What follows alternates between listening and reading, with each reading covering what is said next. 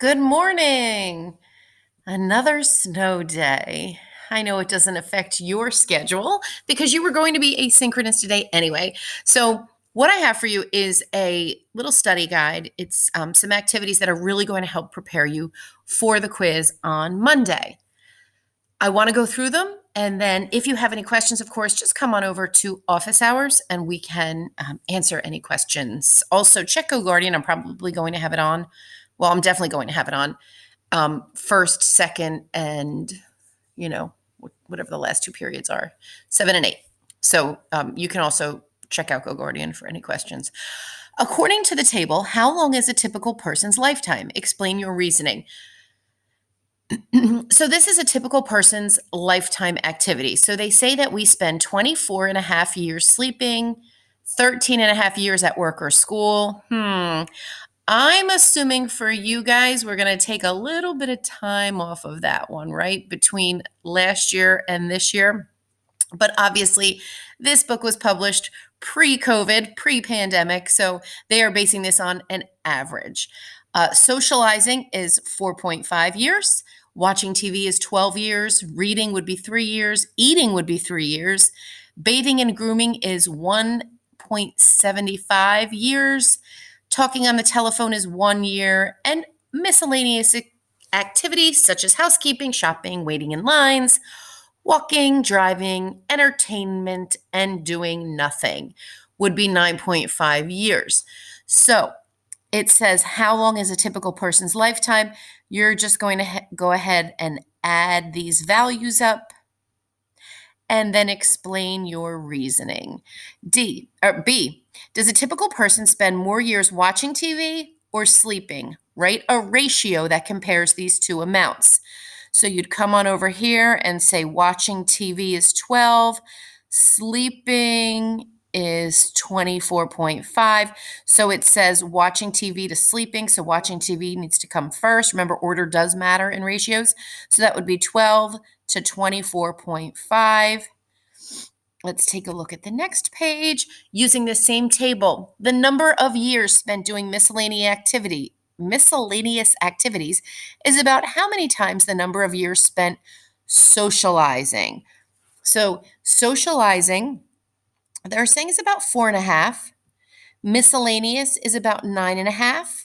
So the question is, how many times the number of years spent doing miscellaneous activities is how many times the number of years spent socializing. So you're comparing socializing to miscellaneous activities. I don't know why I can't pronounce miscellaneous activities. It's a little tongue twister.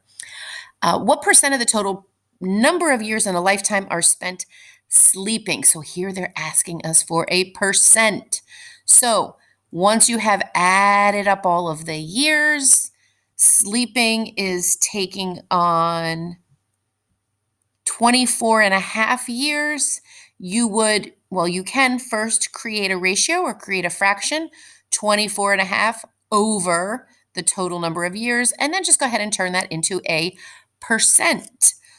About what fraction of a lifetime is spent watching TV and talking on the phone? Talking on the phone is 1 year. Watching TV is 12. So you would do the same thing there. You would take that 13 over the total number of years, and you can please make sure you simplify that if it can be simplified.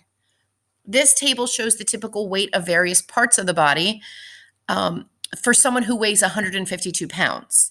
Estimate the percentage of the total body weight for each part. Explain your reasoning. So this is someone who weighs 152 pounds.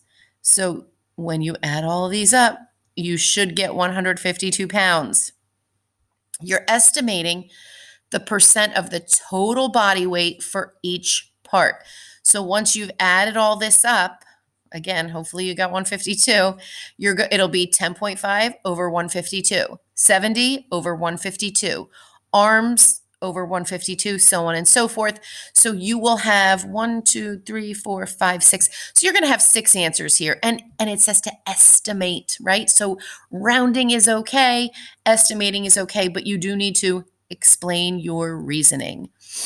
B is asking you to make a circle graph that shows the percent of the total body weight for each body part. I'm going to show you real quickly how to do this. I gave you the circle, and I was kind of thinking about, creating it for you, but then I thought, nah, you guys can do that. So all you need to do is to come on over here and just create a line, right? So whatever, 10 over 152, right? You'll figure out what percent that is, and then you can create a line. Remember that when you are creating a line, a circle graph, you always want to come to the middle first, right? Well, unless you had exactly 50%. If you had exactly 50%, then you can go down to that. But anything other than 50%, you're going to want to create two lines. So let's just say I look over here and I say, oh, I don't know. I think 10 out of 150, maybe, what percent? What do you think, guys? Maybe 15%? I don't know. I'm just guessing. I don't want to give anything away. So let's just say I said that, right? So then I'm just going to come on over here and kind of like estimate what 15% would look like. This would be 25%. This would be 50%, 75, so on and so forth. So if this is 25%, then half of that would be about 12.5. So I want to say about 15. Maybe I would take it a little bit more, maybe a little over here. And maybe then I would create a text box and say, this is the head, right? So you're doing this for each part. And you're using that 152 pounds as the denominator. And then you're coming up with a fraction. So I think you guys will be totally fine to do this. But if you do have any issues, just send me a quick message through GoGuardian or come on over to office hours. The neck, trunk, and legs account for what total percent of the body weight. So you're going to add those up and put that over 152 to figure out the percentage. Of the 756 students in Chad's middle school, 44% participate in sports, 29% play in the band, and 37% take the bus to school. How many students in Chad's middle school play in the band? So basically, you're figuring out what is 29% of 756, and then you're going to explain your reasoning. How many students in Chad's middle school take the bus to school? So again, 37% take the bus to school. So what is 37% of 756? And the last one, it says, if you add up the percents of the students who play sports, play in the band, and take the bus to school, you get 110%. Explain why the percents do not add up to 100%.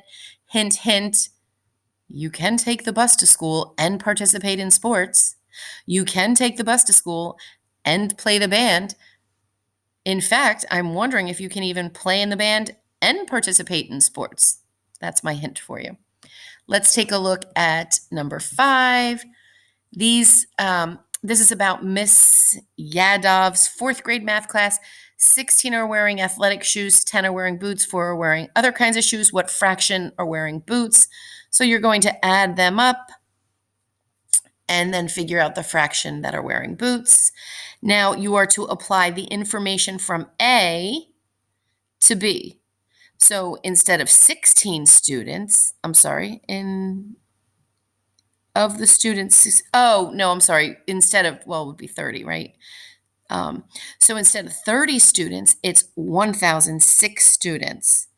So use your answer from part A to estimate. So this one, again, you're estimating. So you're allowed to round for that one. These are a little more direct, a little more easy. These are just skills of writing ratios for pages or for slides 6 and 7. And here, really all they're asking you to do is reduce it, right? Simplify. 2/6 would be simplified into 1/3. We can also simplify ratios. Look for a number that fits evenly into each ratio, into each value of the ratio, and boom, you've got it simplified.